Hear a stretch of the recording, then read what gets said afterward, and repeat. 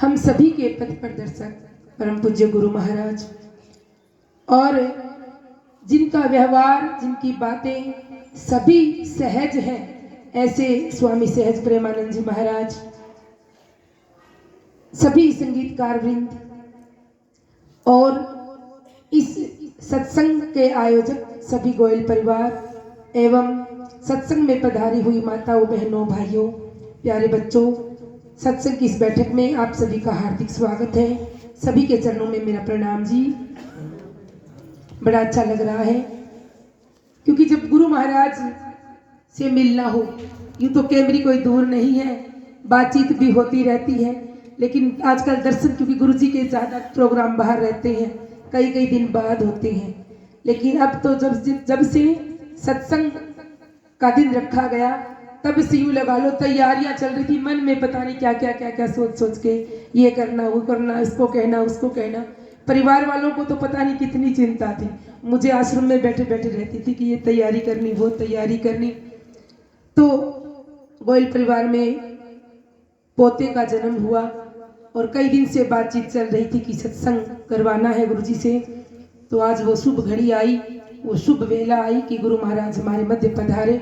और देखिए, सत्संग का तो कोई बहाना होना चाहिए, क्योंकि हम हर चीज के लिए बहाने ढूंढते हैं। अभी लोगों को बाजार जाना, सामान खरीदना था, दिवाली का बहाना था, लोग भर भर के थैले लेकर आ रहे थे, रोज बाजारों में जा रहे थे।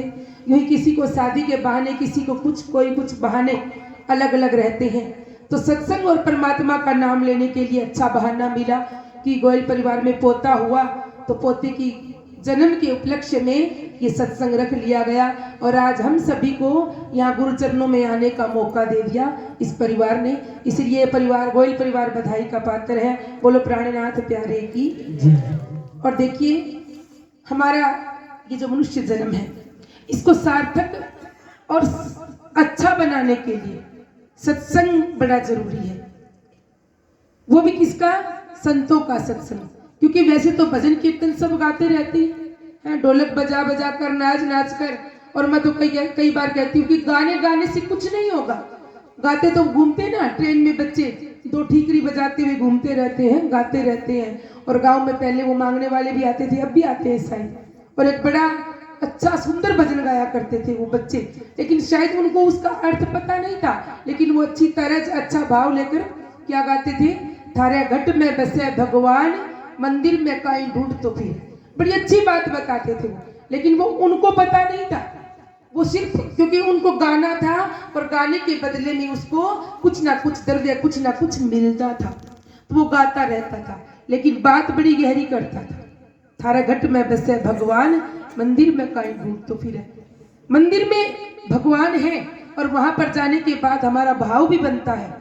एक तो साधारण हम कहीं खड़े हैं, वहाँ भाव नहीं बनेगा, लेकिन जहाँ मंदिर होगा, आश्रम होगा, ऐसे ही संगत के अंदर अगर कोई संत आ जाए, तो संत जब सामने होंगे तो मनुष्य का भाव अपने आप बदल जाता है। ये मस्तक यूं रहता है ना, जब सामने कोई संत दिख जाए तो अपने आप गर्दन झुक जाती है। इसीलिए संतों का सत्संग बड़ा अनिवार्य है। मेरे मन दी आवाजा मोड़े, ऐसा कोई संत मिले। मन की आवाजें क्या है? मन के अंदर बड़े बड़े भाव उत्पन्न होते हैं, बड़ी बड़ी तरंगे उठती है, ये करूं, वो करूं, ऐसा करूं, ये कमाऊं, वहां जाऊं, वो करूं। मन की तरंगे मोड़ने का काम किसका है? संतों का। क्योंकि संतों के चरणों में स्थिरता है, संतों के चरणों में सादगी है, संतों के चरणों में प्रेम है, संतों के चरणों में भक्ति है, संतों के चरणों में ज्ञान है। और जब वहां आत्मा लग जाए, आत्मा रम जाए, तो उससे ज्यादा और फायदेमंद जगह हमारे लिए कोई हो ही नहीं सकती। हमें गुरु महाराज का सानिध्य मिल रहा है और उस सानिध्य का हमें भरपूर फायदा उठाना चाहिए। 15 दिन से प्रचार हो रहा है, लेकिन जिन लोगों को बोला गया जुबानी, वही लोग आए हैं। आगे किसी ने प्रचार नहीं किया कि संत आ रहे हैं दर्शनों के लिए। इतना ही नहीं कि गुरु जी हमारे, हम इसलिए आए। अगर ये बात हम अच्छे से प्रचारित करते, अच्छे से कहते कि संत आ रहे हैं, सदगुरु आ रहे हैं, और वो आकर के हमारे जीवन उपयोगी, जीवन के कल्याण को करने वाली बातें बताएंगे, वो हमें और चीजों का तो लोग बड़ी बातें प्रचार करते हैं। वहां बहुत बढ़िया पर्चा मिला, वहां तो जाते ही रोड कट गए और फिर भर भर के गाड़ियां वहां लोग फूक जाते हैं, वहां धन हो जाता है, वहां कोठी बन जाती है, वहां जाती नौकरी लग जाती है और लोग भाग भाग के जाते हैं। लेकिन संतों के चरणों में रिद्धि सिद्धि सब कुछ है, तो वहां आने के लिए 4-4 बार बुलावे देने पड़ते हैं। आज मेरे पास एक संदेश आया कि मीना ने हमारे घर संदेशा नहीं भेजा, भेजती तो हम जरूर आते। मैंने कहा ऐसो को बुलाना ही नहीं है। अगर वो बुलावे का इंतजार कर रहे हैं और फिर आ रहे हैं तो हमें ऐसे संगत की, ऐसे सुंदर साथ की जरूरत ही नहीं है। गुरुजी महाराज कहते सुंदर साथ कौन है? सुंदर वो है जिसकी बातें, जिसका ज्ञान, जिसका परमात्मा के प्रति प्रेम भाव और जिसका सतगुरु के चरणों में अनुराग हो। ऐसे सुंदर साथ की जरूरत रहती है सत्संग में। तो हम यहाँ आकर के गुरु महाराज के चरणों में बैठे हैं और परमात्मा ने हमें किस काम के लिए संसार में भेजा था वो तो लगभग अभी तक कथा हम सुनते हैं। हमें पता है कि हम संसार का खेल देखने आए थे और इस खेल को देखते देखते हमें अपनी आत्मा को परमात्मा के चरणों में लगाना था सतगुरु के सहारे से। सतगुरु हमें ज्ञान बता रहे हैं, अपनी पहचान बता रहे हैं और हम क्या करने लग गए? उस पहचान को भूलकर, उस अपनी आइडेंटिटी को भूलकर हम संसार को अपना बनाए बैठे हैं। हमारे रामनिवास भैया बड़ा सुंदर भजन गाया करते हैं, इस जगत सराय में क्यों दिल को लगा बैठा, 2 दिन का बसेरा है जिसे अपना बना बैठा। जगत सराय को तो इतना गहरे में मानकर बैठे हुए हैं कि इसको छोड़ने का ही मन नहीं है। मैं, मेरा, मुझे ऐसा क्यों बोला, अहंकार में बड़े बैठे हैं। लेकिन सत्संग करते करते करते भी हमने अपने जीवन को नहीं सुधारा। अभी स्वामी जी महाराज कह रहे थे ना, एक रजब का दोहा बोला था शुरू में, कई बार मुझे भी याद आ जाता है। एक रजब नाम का एक युवक था, अपने गुरु के साथ रहता था, खूब भक्ति सेवा करता, दिन रात लगा रहता। लेकिन जब युवा अवस्था आई तो एक उस अवस्था में और भी सपने मचलते हैं इंसान के भीतर। तो घर वालों ने कहा रजब तेरी शादी कर दे, अब तू ब्याहने के लायक हो गया। रजब ने कहा हाँ कर दो। शादी करने की तैयारी हो गई, शादी की, और दूल्हा बनकर घोड़े पर बैठ गया। गुरु महाराज को पता लग गया कि आजकल रजब आश्रम में नहीं आता सेवा करने। क्या हुआ? गुरु महाराज ढूंढने निकले, गांव में किसी से पूछा भाई रजब कहाँ रहता है? किसी ने कहा गुरुजी रजब की तो आज शादी हो रही है। गुरुजी भागे भागे गए, रजब उस समय घोड़ी पर बैठा था। गुरुजी ने कहा रजब, रजब तू गजब किया, सिर पर बांधा मोड़।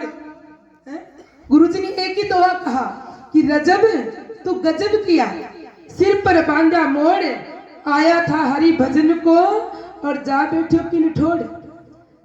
गुरुजी ने एक दोहा कहा और रजब क्योंकि सत्संगी तो था ही, थोड़ा भटक गया था, झट से घोड़े से कूदा और गुरुजी के पीछे पीछे चल पड़ा। बोलो कृष्ण कन्हैया लाल की। जिसके लग जा चोट शब्द की के दुनिया में जीना।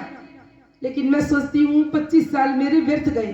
गंगवा में कब कथाएं सत्संग हो रहे थे, लेकिन अभी तक तो जो मेरे खास थे, घनिष्ठ थे, प्रेमी थे, वो भी सत्संग में 2-3 साल में एक बार आते हैं। बोलो सतगुरु महाराज की। इसीलिए मैं चाहती हूँ माताओं बहनों, कीर्तन हमने बहुत किया। कीर्तन तो नाच कर, गा कर, ढोलक बजा कर हमने बहुत कर लिया, नृत्य कर लिया। लेकिन अब सत्संग करना शुरू कर दो, क्योंकि सत्संग और कीर्तन में यही फर्क है कि सत्संग हमें सत्य की राह पर चलाता है, सत्संग हमें सत्य की पहचान करवाता है। और सत्य क्या है? सत्य क्या है? मैं एक आत्मा हूँ और मैं परमात्मा का अंश हूँ, परमात्मा के चरणों से निकलकर इस संसार में आया। ये हम नहीं कहते, ये आप कोई भी संत मत में चले जाएं, किसी भी पंथ, किसी संप्रदाय में चले जाएं, आपको यही बात बताई जाएगी। आपके लिए यही अच्छा है कि बताया जा रहा है कि हम परमात्मा के अंश हैं। संसार में आए नाटक देखने के लिए, खेल देखने के लिए। खेल को देख लिया और देखते देखते अपनी रूह को, अपनी आत्मा को इतना परमात्मा के प्यार का प्यासा बना लो। कितना बनाना है? एक लाइन और बोलूंगी, फिर गुरुजी महाराज बोलेंगे। बोलो सतगुरु महाराज की। किसको कह रही है आत्मा? परमात्मा से कह रही है, पिया तोड़ दो बंधन आज। ऐसा सोचा करो, ऐसा सोचने की बात है। सोचना शुरू कर देंगे तो अपने आप होने भी लगेगा। पिया तोड़ दो बंधन आके अब रूप मिलना चाहती है। पिया तोड़ दो बंधन आके अब रूप मिलना चाहती है। पिया दिल की ये आवाज, पिया दिल की ये आवाज के अब मिलना चाहती है। पिया तोड़ दो बंधन आके अब रूप मिलना चाहती है। और पिया ने कौन से बंधन में बांधा है? पिया ने बांधा है माया के बंधन में। ये माया क्या है? ये घर, ये परिवार, ये बेटा, ये बेटी, ये पति, ये पत्नी, ये कोठी, ये मकान। इस माया से हमें निकलकर उस परमात्मा के पास चलना है, बंधन तोड़ के। आस उम्मीद सब तुम पे रखी, मुझ में नहीं अब कुछ भी बाकी, मुझ में नहीं अब कुछ भी बाकी। अब से रूप दिल चरणों में, तेरे प्यार का जाम कहाँ है?